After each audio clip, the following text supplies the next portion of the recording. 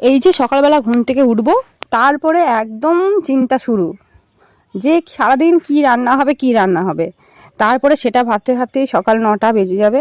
তারপরে মনে হলো যে না এটা রান্না করতে যাব, তারপরে আবার সে যেতে হবে বাজারে। কিন্তু না, আমি সেটা করি না। আমি কি করি, যেটা পরের দিন রান্না করব সেটা আগের দিন থেকেই আমি ভেবে রাখি।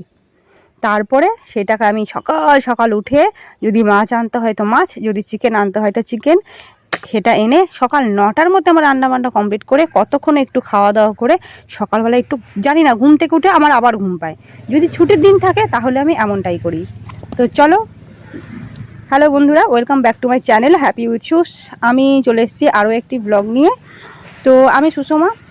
আজকের ব্লগটি সেই একই রকম রান্নাবান্না। তো দেখতে পেলে করলা আলু ভাজলাম, আর এই যে চুনো মাছ, এটা আমি নিয়ে এসেছি রান্না করার জন্য। তো কিভাবে রান্না করব, প্রথমে ভাবলাম যে একটু ভেজে নিই, তারপর ভাবলাম না, এই ঝিরিঝিরি করে আলু কেটে তার মধ্যে জিরে বাটা, আদা বাটা, কাঁচা লঙ্কা বাটা, পেঁয়াজ কুচি, টমেটো কুচি সব দিয়ে, কাঁচা সর্ষে তেল দিয়ে ভালো করে দেখো মাছটাকে আর আলু কেটে কেটে কেটে রেখেছি সেটাকে কুচিয়ে নিয়ে একসঙ্গে মাখিয়ে নিলাম। তো অনেকক্ষণ ম্যারিনেট করে রাখলাম। তারপরে কড়াইতে একদম লো ফ্লেমে একটু একটু করে নাড়িয়ে চাড়িয়ে আধ ঘন্টা মতন, আর আস্তে আস্তে করে নাড়াতে হবে যাতে মাছগুলো ভেঙে না যায়। আর এই রান্নাটা আমি আমার মায়ের কাছ থেকে শিখেছি। এছাড়া আমার মামিরাও খুব ভালো রান্না করে, তো এইভাবেই তারা রান্না করতো, কিন্তু সেই রান্নাটা অমৃত লাগতো, অমৃত। এই রান্না দিয়ে কিন্তু এক থালা গরম ভাত আমি খেয়ে নিতাম। যাই হোক, আমি যেমন পেরেছি তেমন করেছি। আমার বড়মশাই আবার এরকম রান্নাটা পছন্দ করে, কেন জানো? আলুর জন্য। ওর আলু ফেভারিট। আর আমার ছেলে, সেই তো বলে দিলাম, মাছের থেকে এমন অরুচি ওর, আর কি বলবো। তো যেহেতু ঝোলের কোনো পদ নেই, সে তার জন্য আমডাল করলাম। মুসুরির ডাল সর্ষে ফোড়ন দিয়ে আমডাল করে নিয়েছি আজকে দুপুরের খাবারটা। আর এই যে করলা আলু ভাজা, সেটা তো আগেই হয়ে গেছে। তো চলো, রান্নাটা এবার কেমন করেছি খাওয়া যাক।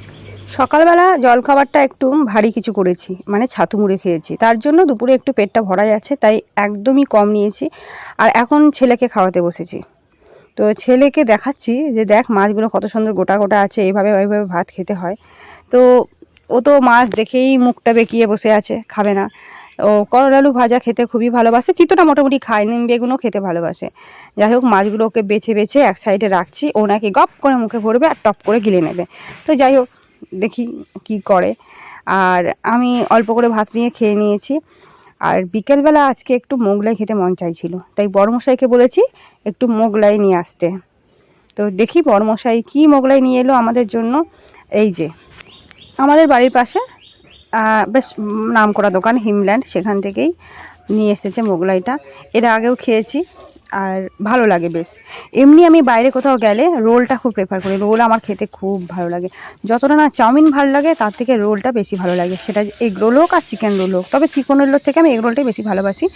তো দেখো, নিয়ে নিলাম বেশ সাজিয়ে গুছিয়ে। তরকারিটা জাস্ট অসাধারণ হয়, কিন্তু মোগলাই আর মোগলাইয়ের মধ্যে আমার স্যালাড না হলে ঠিক জমে না। এই যে আমাদের পুচকিটাও বসে গেছে, ওর তো খুব পছন্দ হয়েছে, দেখো ওর মুখটা দেখেই বুঝতে পারছো।